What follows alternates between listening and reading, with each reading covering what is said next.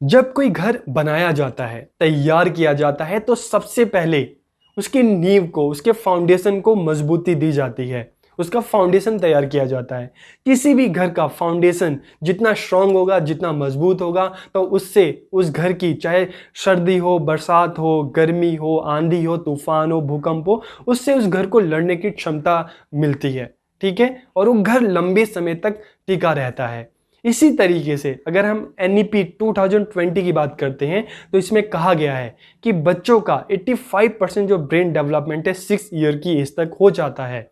तो ऐसे में जब बच्चा पैदा होता है और इससे लेकर 6-8 साल की जो एज होती है, बड़ी क्रिटिकल एज होती है। अगर इस टाइम बच्चों को अच्छी एजुकेशन दी जाए, उनकी अच्छी देखभाल की जाए, तो कहीं ना कहीं एक पॉजिटिव इम्पैक्ट बच्चों पे पड़ता है और लाइफ लॉन्ग लर्निंग में बच्चों की हेल्प करता है। एक बच्चे को अगर अच्छी एजुकेशन मिलेगी, अच्छा डायरेक्शन मिलेगा, तो आगे बढ़ेगा। ठीक है, और आगे कहीं ना कहीं ह्यूमन रिसोर्स बनकर, अच्छी एजुकेशन लेकर ह्यूमन रिसोर्स बनकर अपनी कंट्री को, ठीक है, और अपने सोसाइटी की सेवा करेगा। लेकिन अगर जो फाउंडेशन स्टेज होती है बच्चों की, जो 0 से लेकर 6-8 साल की जो एज होती है, जो फाउंडेशन स्टेज होती है, अगर इसी स्टेज में बच्चों को अच्छी एजुकेशन ना दी जाए, उसको गलत चीज़ें सिखाई जाए, ठीक है, तो इसका कहीं ना कहीं एक नेगेटिव इम्पैक्ट उस बच्चे की पर्सनैलिटी पे तो पड़ता ही पड़ता है। और आगे चलकर जब वो बच्चा बड़ा होता है तो गलत काम करता है, गलत रास्ते पे जाता है, और कहीं ना कहीं इससे उस बच्चे को, उस सोसाइटी को, उस कंट्री को नुकसान होता है। इसीलिए इसीलिए NEP 2020 में ECC को, इसी मतलब early childhood care and education को इंपॉर्टेंस दी गई है। और इसमें क्या, कौन सा एज ग्रुप शामिल किया गया है? 0 से लेकर 8 ईयर्स तक का। कि ये जो ऐसा टाइम है जिसमें बच्चों की अच्छी देखभाल, अच्छी केयर की जरूरत है, उनको एक अच्छी एजुकेशन देने की जरूरत है, जिसमें बच्चों को खेल खेल में सिखाया जाए, बच्चों को स्टोरी के थ्रू सिखाया जाए, बच्चों को एक्टिविटी के थ्रू सिखाया जाए। ठीक है, उनको एजुकेशन के लिए, फर्दर एजुकेशन के लिए तैयार किया जाए। आज के इस वीडियो लेक्चर में हम बात करेंगे ECC क्या है, इसके एम्स क्या हैं, इसमें किस तरह के करिकुलम की बात की गई है। तो ये सारे क्वेश्चन है जिसका आंसर आज के इस वीडियो लेक्चर में हम जानेंगे, समझेंगे। तो वीडियो को आखिरी तक देखिए, और वीडियो कैसा लगा कमेंट करके जरूर बताइए। तो हम वीडियो को स्टार्ट करते हैं। तो इसलिए आज के इस वीडियो लेक्चर में हम ECC को जानने की कोशिश करते हैं कि ECC क्या है, इसके क्या एम्स हैं, किस तरह की करिकुलम की इसमें बात की गई है। तो वीडियो को हम स्टार्ट करते हैं, और सबसे पहला क्वेश्चन आता है, ECC की फुल फॉर्म क्या है? ठीक है, तो अगर इसके फुल फॉर्म की अगर हिंदी में बात करें तो पूर्व बाल्यावस्था देखभाल एवं शिक्षा, और इंग्लिश में क्या है? Early childhood care and education. अब नेक्स्ट क्वेश्चन हमारे सामने आता है कि व्हाट इज ECC, कि ECC है क्या आखिर में? तो अगर इंडियन कंस्ट्रक्ट में बात करें तो it defined as the care and education of children from birth to 8 years, कि जन्म से लेकर 8 वर्ष तक के बच्चों की देखभाल करना और उनको एक अच्छी शिक्षा देना, क्योंकि यही फाउंडेशन स्टेज होता है। अगर इस टाइम बच्चे की अच्छी से देखभाल की जाए, उनको एक अच्छी एजुकेशन दी जाए, तो बच्चा एक अच्छे रास्ते पर आगे बढ़ता है, और आगे अपने टारगेट को अचीव करता है, अपने गोल को अचीव करता है, और सोसाइटी में अपना कंट्रीब्यूशन देता है एज ए ह्यूमन रिसोर्स। तो इसलिए इसको फाउंडेशन ऑफ लर्निंग कहा जाता है, क्योंकि यहां से बच्चे का फाउंडेशन तैयार किया जाता है। फाउंडेशन अच्छा होगा तो सोसाइटी के काम आएगा, अगर फाउंडेशन अच्छा नहीं होगा तो कहीं ना कहीं उसका नुकसान सोसाइटी को और उस बच्चे को होगा। ठीक है, तो इसको इट इंक्लूड्स, तो इसको 3 पार्ट्स में डिवाइड किया गया है। 0 से 8 ईयर्स का जो पीरियड है, इसको 3 पार्ट्स में डिवाइड किया गया है। फर्स्ट अगर हम बात करें, early incentive programme through trust homes for 0 to 3 years, कि जब बच्चा पैदा होता है तो उसका जो पहला स्कूल होता है, उसका जो पहला स्कूल होता है, उसका घर होता है। तो उसकी जो पहली एजुकेशन उसके घर में होती है, उसके पेरेंट्स के थ्रू होती है। लेकिन बहुत बार ऐसा भी देखा गया है कि पेरेंट्स अगर वर्किंग हो तो फिर क्या, अल्टरनेट ऑप्शन में क्या है? क्रच। तो पहला अगर अर्ली इंसेंटिव प्रोग्राम की बात करें तो इसके लिए क्या है? घर या क्रच। ठीक है, यहाँ पे बच्चों को एक अच्छी एजुकेशन दी जाए, जो गुड हैबिट्स है बच्चों में डेवलप की जाए। ठीक है, और उसके बाद अगर हम बात करें 3 to 6 ईयर, तो इसके लिए फिर लर्निंग सेंटर कौन कौन से हैं? आंगनवाड़ी है, किंडरगार्टन है, नर्सरी है, प्री स्कूल है। ये एजुकेशन सेंटर है जहां पे बच्चों को एक अच्छी एजुकेशन दी जाएगी, और किसके थ्रू? Through play. ठीक है, एक्टिविटी के थ्रू, गेम के थ्रू, इन एक्टिविटीज के थ्रू बच्चों को स्कूल के लिए तैयार किया जाएगा। ठीक है, और उसके बाद जो थर्ड स्टेज आती है 6 to 8 years। ठीक है, तो इसमें क्या है कि इसको स्कूल के साथ जोड़ा गया है। तो early primary education programme as a part of schooling for 6 to 8 year student, कि ये 6 से 8 साल के बच्चों के लिए, ठीक है, क्लास 1 and 2। ठीक है, तो इसको 3 पार्ट्स में डिवाइड किया गया। पहला जो पार्ट है, बच्चा घर में रहकर या क्रच में रहकर एक एजुकेशन लेगा, एक अच्छी हैबिट है उसमें डेवलप की जाएगी। सेकंड जो है, हम बात करते हैं प्री स्कूल, 3 to 6 year का जो पीरियड है। ठीक है, इस पीरियड में क्या है कि बच्चों को आंगनवाड़ी, बालवाड़ी, नर्सरी, किंडरगार्टन, नर्सरी, तो इन स्कूल्स में बच्चों को डाला जाएगा। ठीक है, और यहाँ पे बच्चों को स्कूल के लिए तैयार किया जाएगा। प्री स्कूल के थ्रू बच्चों को स्कूल के लिए तैयार किया जाएगा, और धीरे धीरे फिर उनको जो थर्ड स्टेज है 6 to 8 years, तो धीरे धीरे स्कूल का जो करिकुलम है, जो एक आप कह सकते हो कि एक एनवायरनमेंट है, उससे बच्चों को फैमिलियर कराया जाएगा। तो एक तरह से यहाँ से बच्चों का बेस तैयार किया जा रहा है उनके फ्यूचर जर्नी के लिए। ठीक है, और इसके बाद अगर हम बात करें व्हाई इज ईसीसी नीडेड, कि ईसीसी की जरूरत है क्यों, ठीक है, इस पर इतना फोकस क्यों किया जा रहा है। तो जैसे स्टार्टिंग में मैंने आपको बताया कि फाउंडेशन ऑफ लर्निंग है। ठीक है, तो एनईपी 2020 में क्या कहा गया है कि बच्चों का 85% जो ब्रेन जो है 6 years की एज तक डेवलप हो जाता है। तो मतलब 6 year का जो पीरियड है, 0 से 6 year का जो पीरियड, बहुत ही ज्यादा हम इसको कह सकते हैं कि क्रिटिकल है। अगर बच्चों को इस एज में अगर उनको सही एजुकेशन नहीं मिलती, तो बच्चा गलत रास्ते पे जा सकता है। ठीक है, तो इसलिए ईसीसी की जरूरत है, ताकि इसके थ्रू बच्चों को एक अच्छी एजुकेशन दी जा सके, एक अच्छी हैबिट बच्चों में डेवलप की जा सके। ठीक है, इसके अलावा, ठीक है, the first 6 year of a child are considered important to ensure proper development of the brain and physical growth, कि एक ऐसा टाइम है जिसमें बच्चों को के ब्रेन को एक प्रॉपर, एक पॉजिटिव डेवलपमेंट की जरूरत होती है, उनके ब्रेन को, उनकी बॉडी को। तो ऐसे में एक अच्छी एजुकेशन उनको मिलना बहुत जरूरी है, इसे किया जाए।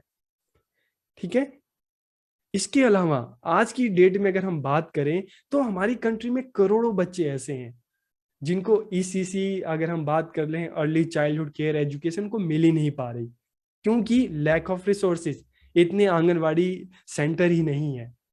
ठीक है, तो इतने सेंटर ही नहीं है कि सभी बच्चे वहां तक पहुंच सके।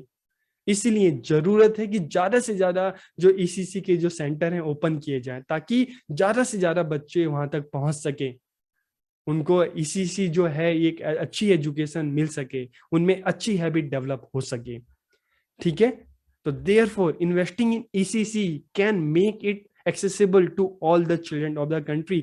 इसीलिए ईसीसी जो सेंटर्स हैं, इन पर निवेश करने की जरूरत है, इन्वेस्टमेंट की जरूरत है, ताकि ज्यादा से ज्यादा इस तरह के सेंटर ओपन हो सके, और ज्यादा से ज्यादा बच्चे यहाँ तक पहुंच सके, और एक अच्छी डायरेक्शन, एक अच्छा गाइडेंस, एक अच्छी एजुकेशन, एक अच्छी हैबिट बच्चों को मिल सके। This will give equal opportunity to all children to participate and progress in education system, कि इससे सभी बच्चों को शिक्षा प्रणाली में भाग लेने और तरक्की करने के समान अवसर मिलेंगे। ठीक है, it can possibly be the most powerful tool in stabilising equity, की ईसीसी से समता स्थापित करने में सबसे शक्तिशाली माध्यम हो सकता है ईसीसी। ठीक है, अब हम बात करते हैं कॉन्स्टिट्यूशनल प्रोविजन फॉर ईसीसी, कि ईसीसी के लिए हमारे कॉन्स्टिट्यूशन में कौन सा प्रोविजन किया गया है, कौन सा आर्टिकल है। तो स्टार्टिंग में जब हमें फ्रीडम मिली और हमारा कॉन्स्टिट्यूशन बनकर तैयार हो गया, तो उस टाइम आर्टिकल 45 में फ्री एंड कंपल्सरी एजुकेशन का प्रोविजन था, कि free and compulsory education, article 45। और ये प्रोविजन कब से कब तक था, 1950 से लेकर 2002 तक था। लेकिन 2000 में 86 अमेंडमेंट हुआ, 2002 में 86 अमेंडमेंट हुआ। ठीक है, और उसमें जो आर्टिकल 45 का जो प्रोविजन था फ्री एंड कंपल्सरी एजुकेशन, उसको आर्टिकल 21A के साथ जोड़ दिया गया, और आर्टिकल 45 में एक नई चीज ऐड की गई। कौन सी चीज ऐड की गई, ECC, provision for early childhood care and education. ठीक है, तो children below the age of 6 year। तो अगर हम कॉन्स्टिट्यूशनल प्रोविजन की बात करते हैं, तो आर्टिकल 45, जो 2002 से पहले तक फ्री एंड कंपल्सरी एजुकेशन की बात होती थी उसमें, और 2000 के बाद ईसीसी की बात होती है, जिसकी रिस्पॉन्सिबिलिटी किसकी है? स्टेट गवर्नमेंट की। तो आपको कॉन्स्टिट्यूशनल प्रोविजन भी ईसीसी का समझ में आ गया होगा कि आज के टाइम में आर्टिकल 45 की बात करते हैं तो मतलब ईसीसी। अब हम बात करते हैं NEP 2020 and AIIMS of ACC. ठीक है, कि इसके क्या लक्ष्य हैं एनईपी 2020 के अनुसार। to ensure universal access to ECC for all children under the age of 8 years for quality education before 2030। जैसे हम बात कर रहे थे कि इसमें सबसे पहली बात की गई है कि इस चीज को इंश्योर करना कि 2030 से पहले पहले 8 साल से कम सभी बच्चों तक ईसीसी जो ये एजुकेशन है पहुंच सके, एक्सेसिबल हो सबके लिए। To empower ECC institution like anganwadi, Bal Vatika, pre school की जो ईसीसी के जो इंस्टीट्यूशन है उसको एम्पावर करना, एक अच्छा इंफ्रास्ट्रक्चर देना। ठीक है, जो गेम्स के जो टूल हैं, ठीक है, स्पोर्ट्स के जो टूल हैं वो वहां पे अवेलेबल करवाना, तो उनको और मजबूत बनाना। ठीक है, ज्यादा से ज्यादा इंस्टीट्यूशन ओपन करना। Integration of anganwadi in school campus, की आंगनवाड़ियों को विद्यालय परिसर में एकीकृत करना। ठीक है, क्योंकि अब अगर हम बात करते हैं एनईपी 2020 की, तो इसमें जो आंगनवाड़ी है, जो प्री स्कूल है, इसको भी एक फॉर्मल एजुकेशन के साथ जोड़ दिया गया है। ठीक है,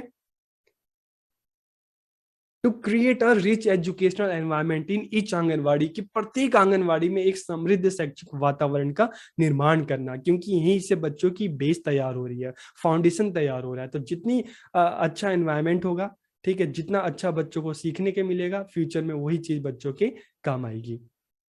to make the anganwadi building ventilated and child accessible, कि आंगनवाड़ी भवन को हवादार और बाल सुलभ बनाना, ऐसा हो कि बच्चा घूम सके, फिर सके, ठीक है, चीजों को देख सके, समझ सके। बच्चों के खेलने के लिए प्रॉपर काफी सारे वहां पे गेम्स हो, टूल्स हो। ठीक है, to provide various sports equipment in anganwadi, की आंगनवाड़ियों में खेल के विभिन्न उपकरणों को उपलब्ध कराना, कि अगर वहां पे भी बच्चों को घर जैसा माहौल दिया जाएगा तो बच्चा खुशी खुशी जाएगा, सीखेगा। ठीक है, इसके अलावा involve the parents of the children in the various programme of the anganwadi, कि आंगनवाड़ी में टाइम टाइम पे जो भी प्रोग्राम होते हैं तो उसमें पेरेंट्स को भी इन्वॉल्व करना, बच्चों के कम्युनिटी पार्टिसिपेशन। ठीक है, ensuring through ECC that all children admitted to class 1 are fully prepared for school education, कि जो 3 ईयर की जो हम बात करते हैं, 3 to 6 ईयर, ठीक है, इसमें बच्चों को इस तरह से सिखाना, बताना, उनको स्कूल के लिए तैयार करना, ताकि जब बच्चा फर्स्ट क्लास में जाए तो उस चीज के लिए, एजुकेशन के लिए वो पहले से रेडी हो, उस चीज के लिए, नई चीजों को सीखने के लिए, अपनी एजुकेशनल जर्नी के लिए रेडी हो पहले से। ठीक है, तो बच्चों को तैयार करना। और अगर हम बात करते हैं करिकुलम की, कि एनईपी 2020 में किस तरह की करिकुलम की बात की गई है, ठीक है, तो this policy mainly gives importance to sports based, activity based and exploration based या डिस्कवरी बेस्ड करिकुलम, कि यह नीति मुख्य रूप से खेल आधारित करिकुलम हो, गतिविधि आधारित हो, खोज आधारित हो, जहां पे बच्चों के लिए बुक्स, बैग का जो बर्डन है, ठीक है, होमवर्क, ये चीजें ना हो, बल्कि बच्चा खेल खेल में सीखे, एक्टिविटी के थ्रू सीखे, खुद से चीजों को सर्च करके सीखे। ठीक है, और इस करिकुलम में किन चीजों पे फोकस किया गया? Physical, cognitive, social, moral and cultural development of children. ठीक है, कि बच्चों का शारीरिक, संज्ञानात्मक, सामाजिक, नैतिक और सांस्कृतिक विकास पर करिकुलम में जोर दिया गया है। इसके अलावा अगर हम बात करते हैं, ठीक है, कि through the curriculum an attempt has been made to develop public cleanliness, कि ठीक है, कि सार्वजनिक स्वच्छता, ह्यूमन सेंसिटिविटी, मानवीय संवेदना, गुड बिहेवियर, एक अच्छा व्यवहार, म्यूचुअल कोऑपरेशन, जहां पे बच्चे मिलकर काम करें, इस तरह की उनमें वैल्यूज डेवलप हो। ठीक है, to develop language and numerical knowledge of children, की बच्चों की भाषा और संख्यात्मक ज्ञान का विकास करना, नंबर्स बच्चों को बताना, सिखाना। ठीक है, अपनी बातों को सबके सामने रखना, सिखाना, भाषा, ठीक है, भाषा एंड न्यूमेरिकल नॉलेज। ओके, इसके अलावा inclusion of rich Indian tradition, जो हमारी समृद्ध भारतीय परंपरा रही है, जिसमें बच्चों को पहले स्टोरी के थ्रू, पोयम के थ्रू, गेम्स के सॉन्ग के थ्रू बच्चों को सिखाया जाता। तो जो हमारी, जो हम बात करते हैं रिच इंडियन जो ट्रेडिशन रहा है, उसको फिर से लेकर आना, जिसमें बच्चों को स्टोरी के थ्रू, पोइट्री के थ्रू, गेम्स के थ्रू, सॉन्ग्स के थ्रू सिखाना। तो इसको भी हम करिकुलम का एक पार्ट बनाना। ठीक है, क्योंकि हम कहते हैं ना स्टोरी, पोयम, ये एक ऐसी चीज है जिससे बच्चा खुशी खुशी से चीजों को सीखता है, तो इसको भी करिकुलम का पार्ट बनाना। और इसके अलावा अडेप्टेशन टू देयर सराउंडिंग, की बच्चों को इस तरह से करिकुलम ऐसा हो कि बच्चा अपने सराउंडिंग को एक्सेप्ट करे। ठीक है, अपने आसपास की चीजों को समझे, उसकी क्या इंपॉर्टेंस है वो पता हो। डेवलपिंग एन एंथुसिज्म फॉर लर्निंग, सीखने के लिए एक उत्साह विकसित करना।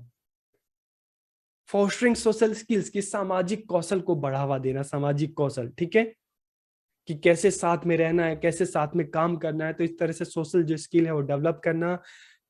ठीक है, इंस्टिलिंग टीम शेयरिंग एटीट्यूड, की इस तरह से मतलब एक ग्रुप में काम करना, एक जो शेयरिंग एटीट्यूड है वो बच्चों में डेवलप करना, मिलके काम करने बच्चे।